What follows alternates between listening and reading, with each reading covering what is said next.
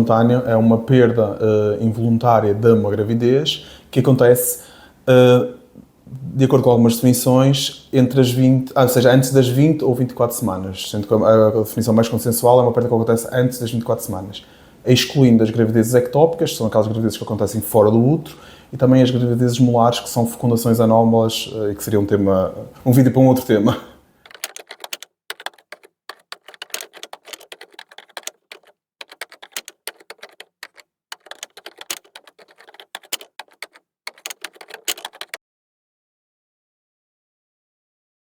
Os abortos espontâneos são a complicação mais frequente da gravidez. Infelizmente são muito frequentes.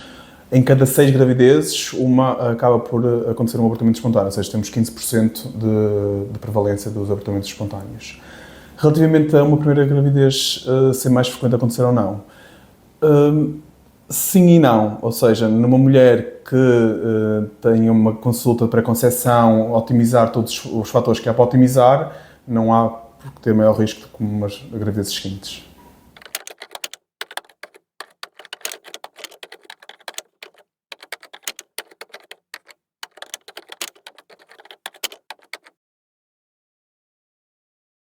O sintoma mais frequente e aquele que é sempre um sinal de alerta é uma perda sanguínea, muitas vezes em pequena quantidade, outras vezes em quantidades maiores, é mais assustador. Mas também é importante frisar que é normal no primeiro trimestre acontecer perdas de sangue em pequena quantidade, sem que isso signifique um abortamento. Mas normalmente mas quando acontece um abortamento é um dos sinais que está muitas vezes presente. Dores ao nível da zona pélvica são também muito frequentes. Muitas mulheres aquilo que também sentem, aquilo que reportam é perda dos sintomas de gravidez, ou seja, a mulher que tinha sintomas de tensão mamária, tinha náuseas e vómitos e de repente, de um momento para o outro, deixou de os ter. É também um dos sintomas muito frequentemente relatados. Depois, menos frequente, perda de tecidos ovulares, ou seja, perda de produtos da gravidez ou até perda de líquido da gravidez. São assim os sintomas mais frequentes. E também temos a parte psicológica, claro, mas isso já é uma consequência, mas muitas vezes temos ansiedade relacionada com todos estes sintomas, até que eles estejam esclarecidos.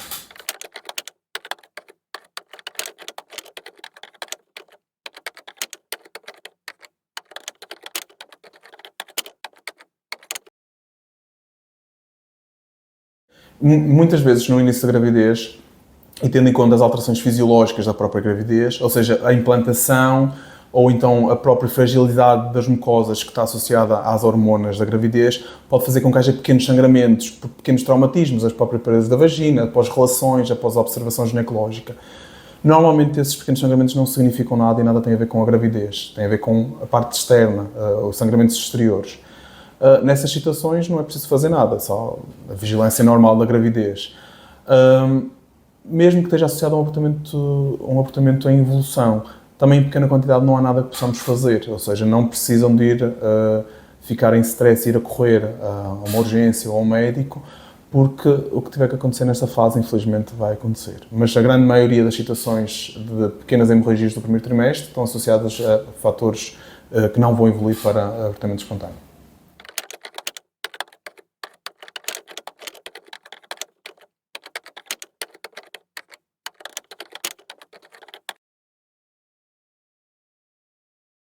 De todas, a causa mais frequente dos abortamentos espontâneos são as alterações genéticas, ou seja, erros na junção do material genético da mulher e do material genético do homem, e faz com que este embrião não seja viável.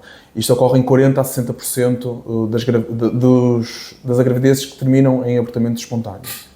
Segue-se depois pelas malformações uterinas, a presença de um septo, um útero dividido a meio, e menos frequentemente também associados a pólipos ou miomas dentro da cavidade uterina.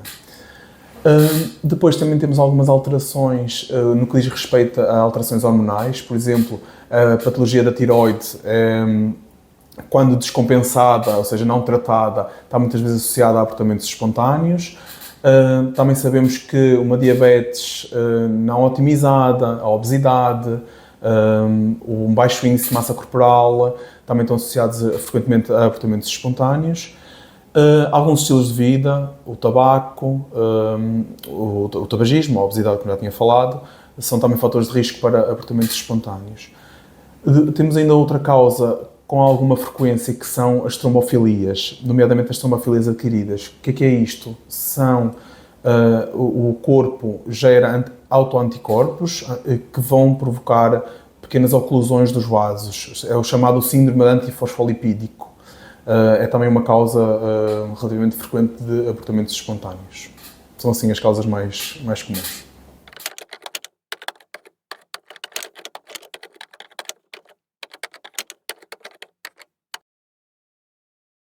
Sim, na verdade, ou seja, os fatores de risco que aumentam o risco de abortamentos espontâneos é estes que eu já falei, alguns do estilo de vida, o tabagismo, o excesso de peso. Depois temos algumas comorbilidades, algumas patologias pré-existentes, principalmente aquelas que não estão compensadas, e as mais comuns é a patologia da tiroide e a diabetes, que podem estar associadas aos abortamentos espontâneos. Até há bem pouco tempo só se falava da parte feminina associada aos abortamentos espontâneos. Hoje em dia tem surgido mais evidência que a parte masculina também pode influenciar no abortamento espontâneo. E lá está aqui, muito importante, o estilo de vida. O excesso de peso, o tabagismo, no homem também estão associados aos abortamentos espontâneos.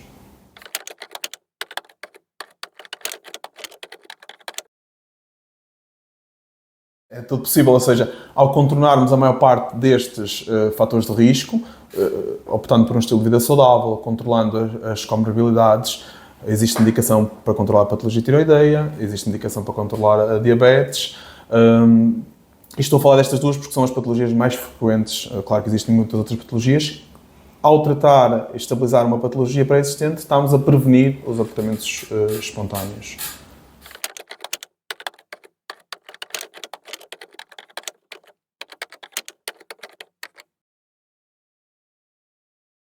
Aquilo que a literatura nos mostra não nos tem mostrado propriamente um aumento do número de abortos espontâneos em si. Se calhar aquilo que nós notamos é um aumento, ou seja, as pessoas estão a reportar mais abortamentos espontâneos. Porquê? Porque cada vez se fala mais dos abortamentos espontâneos, cada vez mais temos cuidado com a nossa saúde, cada vez mais a preparação para a gravidez é uma preocupação e cada vez mais vemos também pessoas que falam sobre que sofreram um abortamento espontâneo e publicamente falam sobre isso.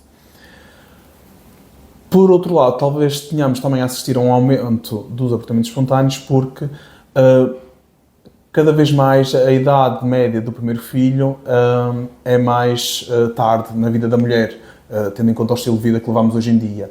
E o que nós sabemos é que a idade é também um fator de risco para abortamentos espontâneos. Talvez por aí tenhamos, se calhar, a notar mais uma maior incidência de abortamentos espontâneos.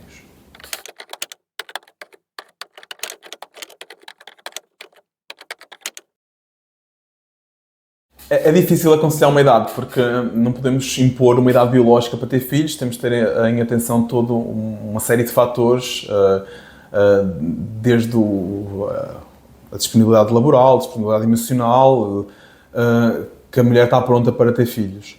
Mas nós sabemos que, fisiologicamente, a partir dos 35, 36 anos, a reserva ovárica da mulher começa a diminuir e também, a partir desta idade, a qualidade dos ovócitos diminui.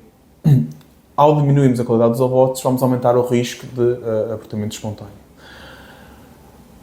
Claro que não vamos estar todos a obrigar toda a gente a engravidar antes dos 35 anos só por esta questão, porque temos muitas gravidezes, felizmente, que acontecem sem qualquer tipo de intercorrência a partir desta idade.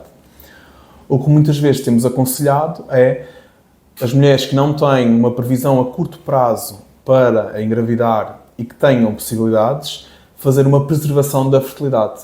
E essa preservação, sim, o ideal é fazê-la antes dos 35 anos. O que é que vamos estar a fazer? Vamos estar a criopreservar ovócitos para que, no futuro, quando a mulher quiser engravidar, se não estiver a acontecer de forma espontânea ou não estiver a acontecer com os melhores resultados, possa recorrer aos seus ovócitos criopreservados para suprimir o seu desejo da maternidade. E aqui disse um pequeno erro que foi, já não se diz preservação da fertilidade, mas sim preservação do potencial reprodutivo. Porquê? Porque não é uma garantia de fertilidade, é mais um trunfo na manga das mulheres que querem adiar a maternidade por algum motivo.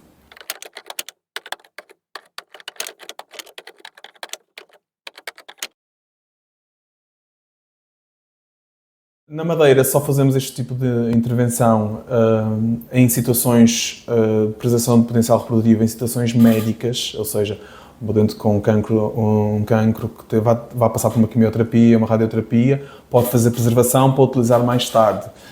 Este tipo de preservação não associada a uma patologia médica chama-se preservação social, só é feita em contexto de clínicas privadas e na Madeira não há nenhuma clínica que o faça.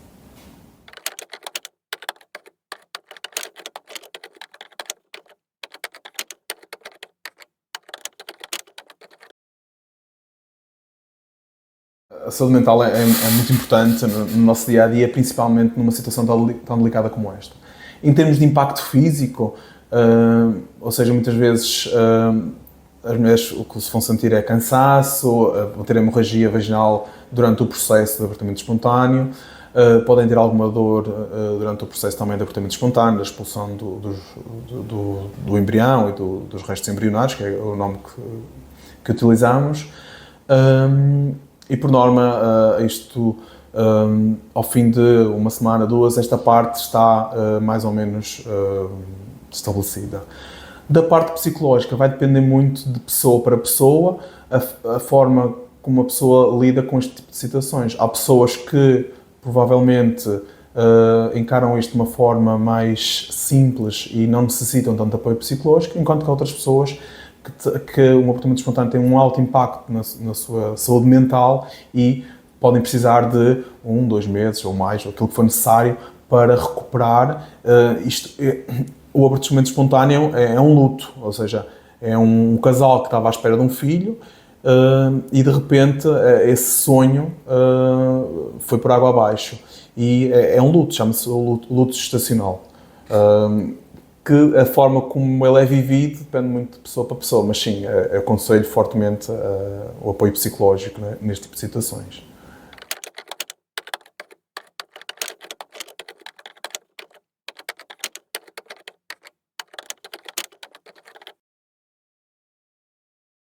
Sim, existe apoio psicológico para os casais que passam pelos abortamentos espontâneos. Ou seja, perante uma situação aguda em que é diagnosticado um abortamento espontâneo, é oferecido ao casal, na maior parte das situações, esse apoio. O que acontece muitas vezes é que, no calor do momento, os casais acabam por achar que não é necessário, ou não têm sequer energia para aceitar esse apoio naquele momento e, muitas vezes, mais tarde, quando necessitam dele, também acaba por não haver coragem de ir ativamente à procura dele. Muitas vezes também há um isolamento pela parte dos casais perante este tipo de situações, quer da parte dos familiares, quer da parte dos amigos, e por vários motivos, ou porque acham que é uma situação que não acontece assim muitas vezes e não querem estar a expor-se, mas também, por outro lado, porque acham que a família ou os amigos não vão conseguir compreender e ser empáticos perante este tipo de situação. Muitas vezes temos é que ser proativos e continuar a oferecer a estes casais e, se calhar, numa consulta de reavaliação, voltar a perguntar se precisam do apoio psicológico para que possam viver este luto gestacional de uma forma mais saudável e recuperar desta situação.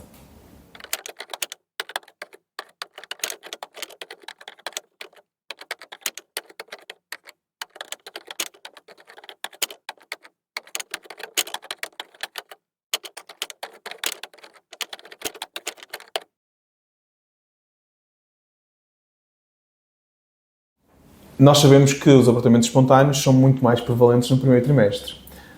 E também, como já tínhamos falado, não há nada que possamos, na maior parte das situações, não há nada que possamos fazer para o evitar.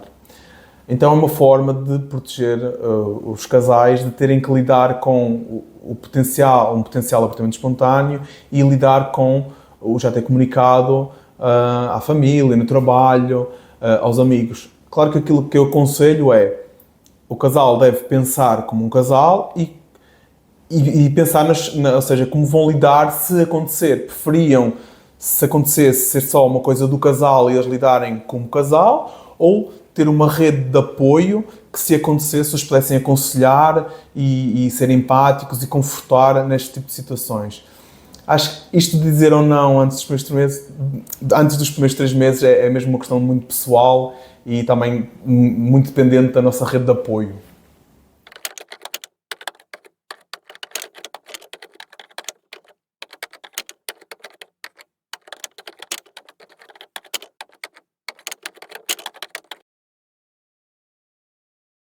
Primeiro, fazer isto que estamos aqui a fazer hoje, ou seja, falar sobre abortamentos espontâneos. Não é bem a palavra que eu quero dizer normalizar, no sentido, não é normalizar no sentido de aceitar, mas normalizar no sentido de toda a gente conhecer que existe, que é frequente, e que é importante ser falado para que todos conheçamos. Depois, criar grupos de apoio, acho que é muito importante. Ou seja, temos o apoio psicológico, já falámos anteriormente, disponível perante um casal que está neste tipo de situações, e depois também criar grupos de apoio. Existem já alguns grupos de apoio, por exemplo, no Facebook, de partilhas de experiência entre pais que passaram pelo mesmo, moderados por profissionais de saúde, porque também é importante haver esta moderação para não haver uma desinformação associada. Existe muitos podcasts que já foram criados por pessoas que passaram por este tipo de situações e que estudaram à volta deste tema e que disponibilizam a informação para normalizar e aconchegar os casais que passam por isto. E também existem livros que permitem... livros também no mesmo sentido, ou seja, de desmistificar e abordar de uma forma mais leve o luto gestacional e como passar por ele, e que é normal a forma como as pessoas lidam. Se uma pessoa lida de uma forma mais leve e outra de uma forma mais pesada, cada pessoa vive o luto gestacional de forma diferente e é importante normalizar, ou seja, o importante é conseguir sair daquela situação de luto de forma mentalmente sã.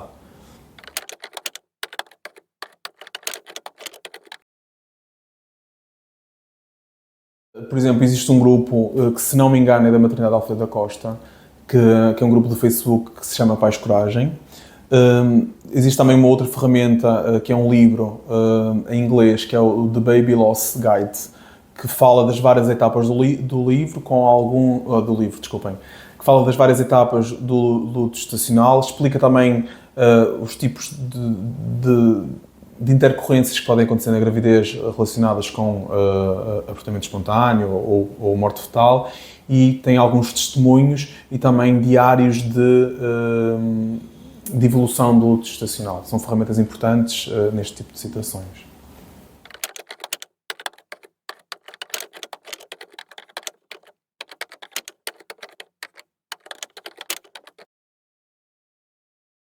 A maior parte dos casais consegue uma segunda gravidez sem qualquer intercorrência, ou seja, sem acabar num abortamento espontâneo. Temos um outro grupo que se chama os abortamentos de repetição, ou a perda gestacional recorrente, mas estamos a falar de uma percentagem menor. Segundo a literatura, 1 a 5% dos casais encaixam neste diagnóstico, mas aí já estamos a falar de um tema diferente dos abortamentos espontâneos.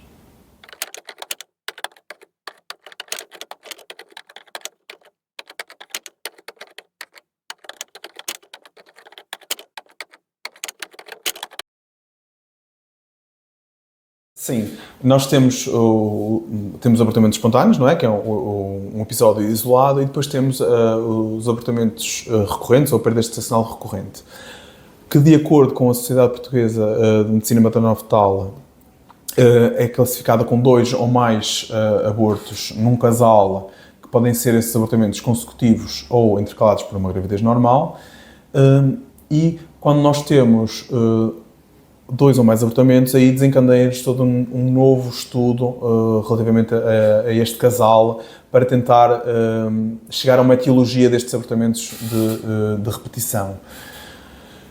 Não é que a maior parte dos casais não vá ter uma terceira gravidez sem qualquer complicação, ou seja, que não vai acabar num abortamento espontâneo, mas vamos estar a beneficiar aqueles casais que efetivamente têm uma alteração e vão beneficiar de começar este estudo mais cedo do que se aguardássemos pela terceira abortamento espontâneo, como era a antiga definição da perda gestacional recorrente.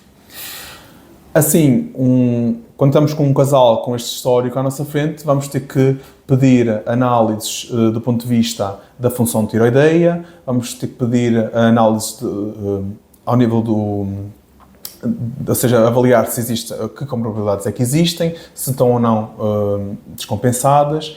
É importante também fazermos o estudo do útero, ou seja, da cavidade endometrial, e aqui a ecografia 3D é muito importante porque vai-nos excluir ou não a presença de alterações uterinas, nomeadamente os septos, os úteros de Delfos. Também vai ser necessário juntar às análises o estudo do síndrome de antifosfolipídico, ou seja, que é a presença de autoanticorpos contra algumas células que faz com que a mulher tenha um maior risco de tromboses e abortamentos espontâneos. E pode ser necessário também enviar para estudo o produto da concepção, que é o que resulta do aborto, para estudo para ver se existia alguma alteração genética que seja passível de repetição numa próxima gravidez. Depois deste estudo, existe sim, a medicina tem muitas coisas a oferecer, nomeadamente pode ser necessário medicar alguma patologia que esteja descompensada, pode ser necessário fazer cirurgia para, por exemplo, remoção de um septo, pode ser necessário pedir um aconselhamento genético para ver qual é o risco de voltar a acontecer a alteração que aconteceu naquela gravidez. E, em última linha, pode ser necessário, por exemplo, enviar o casal para técnicas de procriação medicamente assistida, para ou doação de ovócitos, ou seja, tem uma gravidez com recurso a ovócitos doados, ou então para técnicas de diagnóstico pré-implantatório. O que é isto? Ou seja, vão ser feita uma técnica de procriação medicamente assistida em laboratório, é feita uma biópsia desses embriões resultantes e ver se os embriões têm ou não aquela característica genética em específico que desencadeou os abortamentos espontâneos. Os embriões saudáveis poderão então ser transferidos e, se tudo correr bem, dar origem a uma gravidez saudável.